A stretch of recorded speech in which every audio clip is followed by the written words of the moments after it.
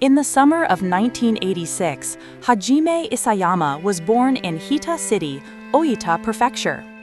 It is a town with a population of about 70,000, adjacent to Fukuoka and Kumamoto, characterized by a typical basin climate with extremely hot summers and bitterly cold winters. Isayama's family has run a plum farming business in this area for generations. To explore the origins of Isayama, we asked about his childhood memories. My earliest childhood memory is that the scenery visible from the window of our house looked like a green wall.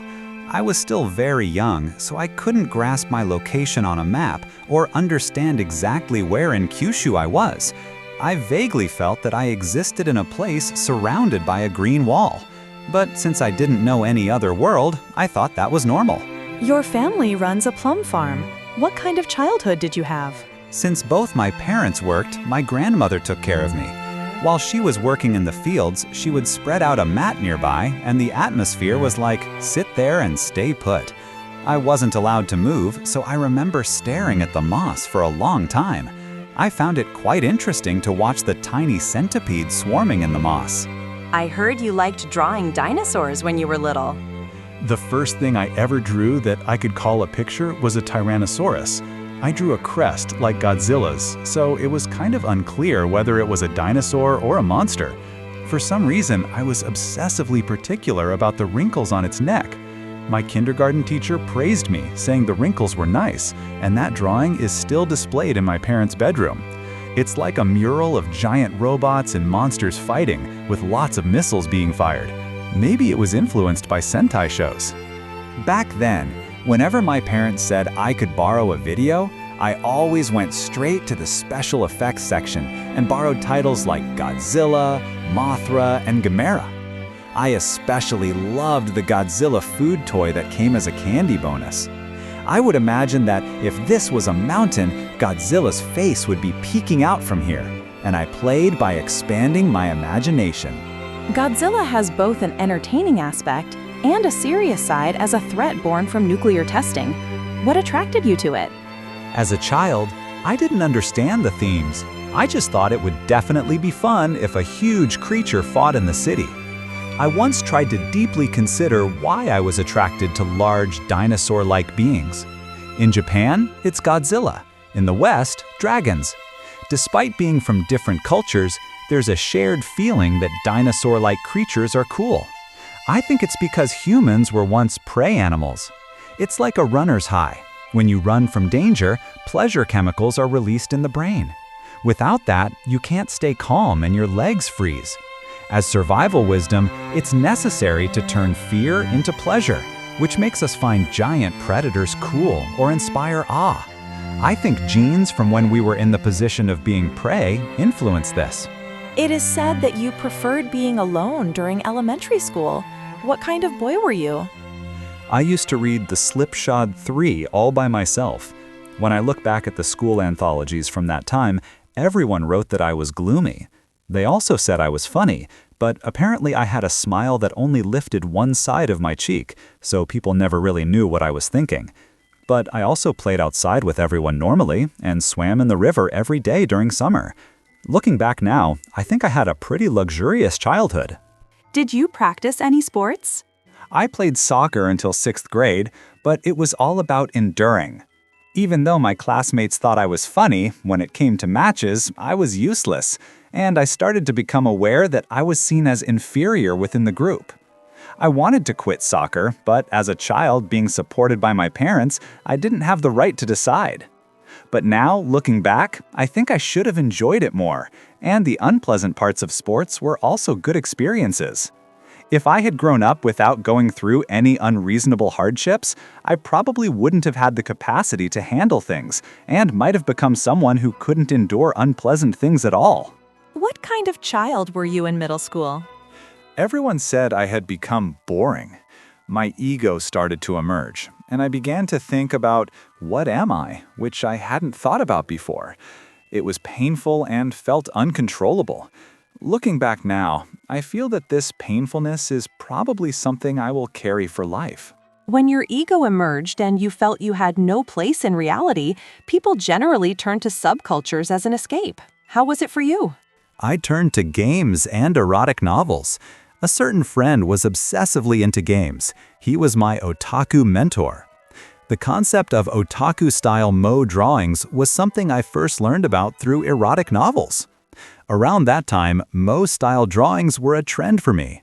But gradually, I started to dislike Moe-style drawings, thinking, there's no such school uniform, and began to feel it would be better to draw things that seemed more ordinary and realistic. I heard that you got your own room for the first time in the detached part of your house during middle school. How was that? It became like a library of erotic magazines. Friends would bring erotic magazines to my room, and we would trade them with each other. It was a well-designed system to avoid wasting resources, like a rental shop. I also heard that this was when you first started drawing manga, away from your parents' eyes. But I absolutely couldn't tell anyone. Once, a friend saw the manga I was hiding in my room, and my reaction was apparently so abnormal that the friend decided not to pry any further. Why didn't you want them to see it? Expressing something about myself was incredibly embarrassing. For example, even in the world of acting, there is first the feeling of embarrassment, and amateurs can't even perform. I think I was at that stage. In high school, I commuted to school by motorcycle, and on the way back, I remember thinking, if this is how embarrassed I feel, I can't become a professional, and feeling utterly hopeless inside my full-face helmet. I still remember that feeling clearly. I heard you had a gloomy personality in middle school. How about in high school? It got even worse. I was in the throes of what's called chunibyo. It was the peak of awkwardness, and I don't think I'll ever surpass that state again. But it seems you had many friends who brought erotic magazines to share, right? Since my hometown is rural, I had been with my friends since kindergarten. Although we all went separate ways in high school, our houses were still close to each other. Is it like Aaron, Mikasa, and Armin having been together since childhood? Yes, that was a normal feeling for me.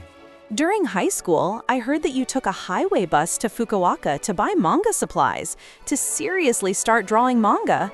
However, you didn't even know how to use a G pen and drew manga with a lot of tension. Is that true? Looking back now, it was terribly bad. But I managed to finish a superhero transformation story during the summer vacation of my third year in high school. Since I often quit things halfway, just finishing it made me think, wow, my old self was amazing. At that time, I was quite full of myself and told my classmates that if they looked at the upcoming Weekly Shonen Jump, they'd be surprised. Back then, I felt like just submitting to a publisher would change my world. But in reality, nothing happened. I didn't want to admit that, so I tried to convince myself that the manuscript hadn't reached the publisher due to a mailing error. Now I think, was I really okay with that attitude? It's a scary thought. It was so presumptuous of me. You left your hometown after graduating high school and went on to a vocational school in Fukuoka, right? Did anything change? I still clearly remember the moment I got my first laptop as the moment my outlook on life changed. Until then, I thought what was reported on TV was the truth, but that perception clearly changed at that moment. In Attack on Titan, each character has different desires and ways of thinking, and it feels like you can't really say which choice is the right one, right? I know that I don't know anything. I have the feeling that I'm definitely not a person who has accumulated enough virtue to present the correct answer. So I think it would be good if I could at least create a quiz within the story.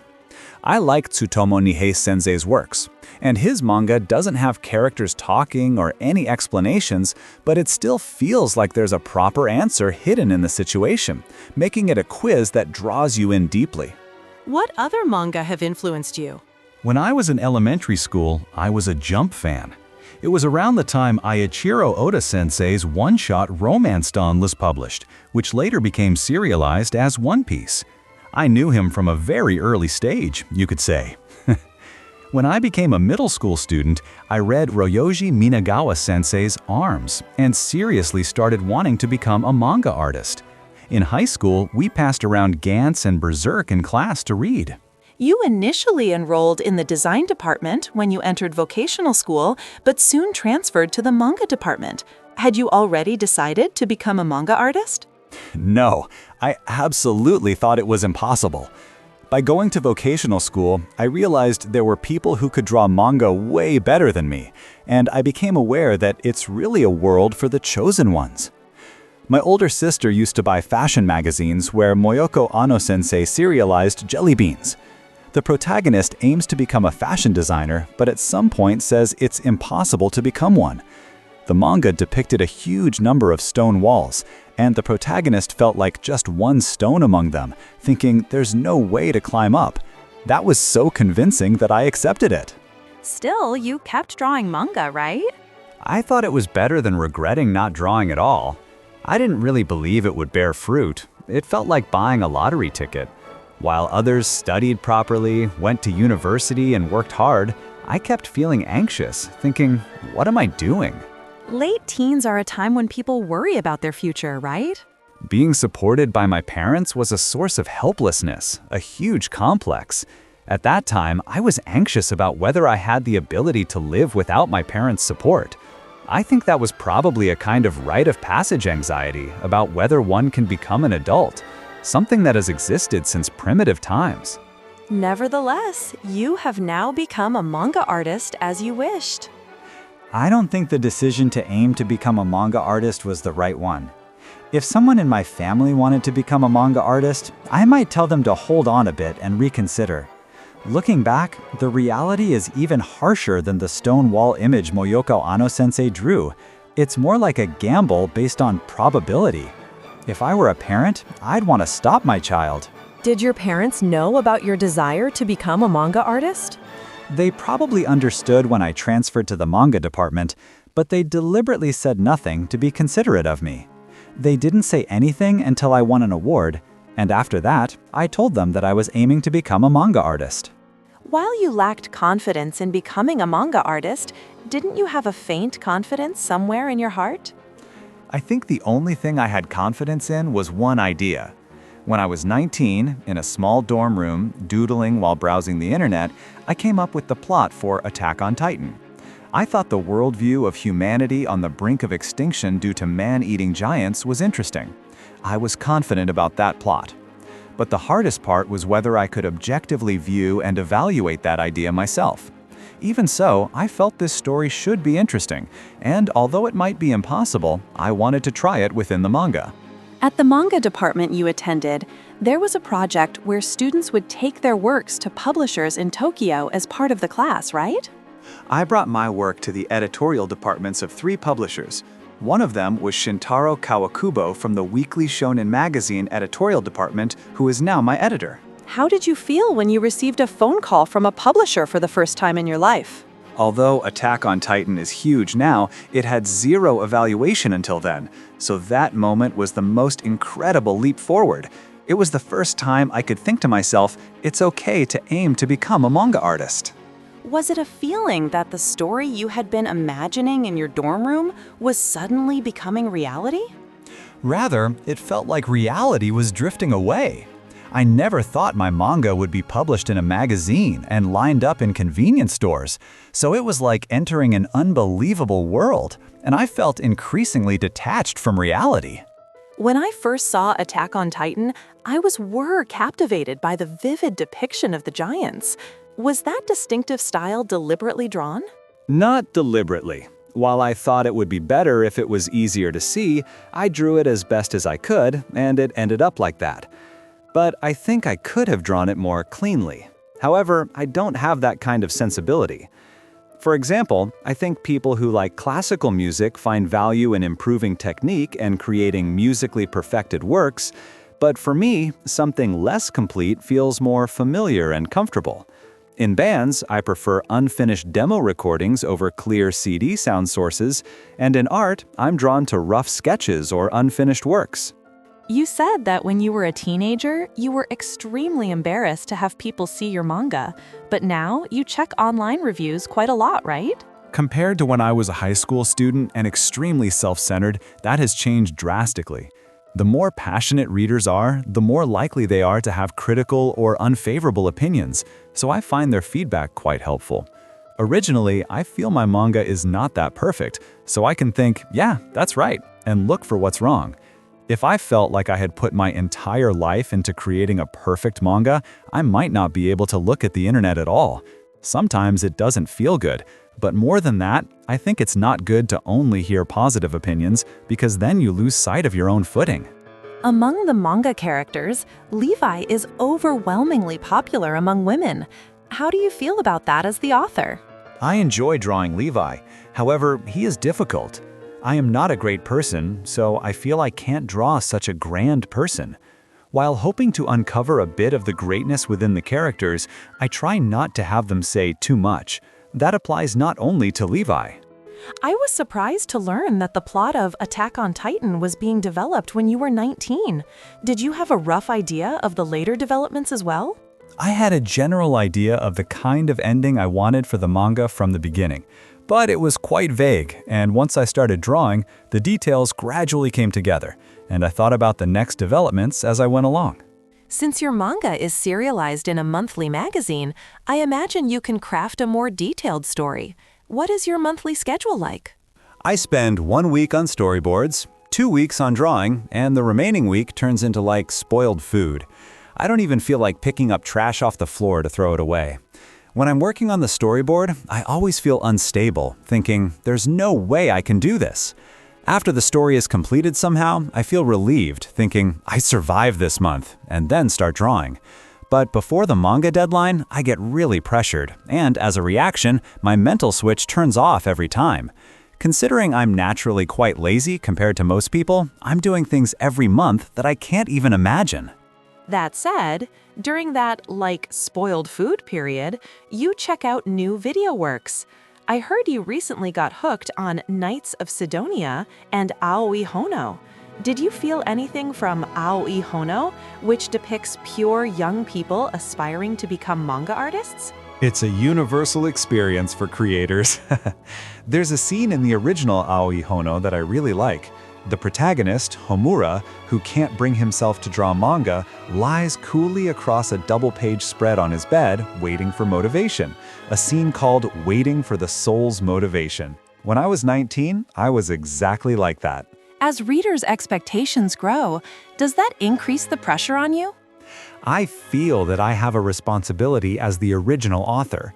Thanks to that, I can now make a living as a manga artist.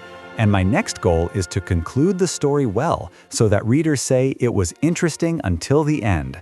On the other hand, I also have a desire for destruction. The thought that all my manga becomes a complete mess, so terrible that no one pays attention to it. You said you were also impressed by The World Is Mine. That had a divinely destructive ending, right? The more a work becomes a masterpiece, the more its ending tends to be divisive. What did you think? What I vaguely have in mind after seeing that work is that the story disperses and then contracts, which I find interesting. Parasite is exactly like that. The series A Silent Voice, serialized in Weekly Shonen magazine, is also like that. I like and find it interesting how it contracts toward the end with a cinematic structure. I think readers expect that the many foreshadowings woven into your Attack on Titan will be resolved toward the end. Of course, I hope for that and put in those foreshadowings. But unlike movies where production starts after deciding the ending, manga has monthly deadlines, so it's difficult. For long serializations, it's like hoping for your future self a few years later and kicking along past there. Once you draw foreshadowing, you can't abandon it. Even if people say it's boring, you have to finish it. Honestly, until the moment the ball comes down on the pass I made myself a few years ago, I don't know if I can trap it well, so I get a bit nervous until that time comes. In your previous interview, you described the first time the editorial department called you as feeling like reality drifting away. Now, with 40 million copies sold, how do you feel about it? Basically, I still feel like reality is drifting away. But on the other hand, it feels unreal, yet somehow real. There are truly many well-made and interesting manga in the world, so for my not-so-great manga to reach these numbers feels a bit unsettling to me. I guess that's how it feels when you're the person involved. Because of that, what I have in mind is that someday I want to create a moratorium works like Aoi Hono, Tatsuhiko Takimoto's Welcome to the NHK, or Moratorium Tomako starring Atsuko Maeda. I want to depict a period of life stagnation, like when I did nothing and just slept all the time. Now I've become a manga artist, but I feel like the self that didn't become one is 99% of my true self, and unless I shape that, I won't be able to find peace. I don't know if I'll really draw it though.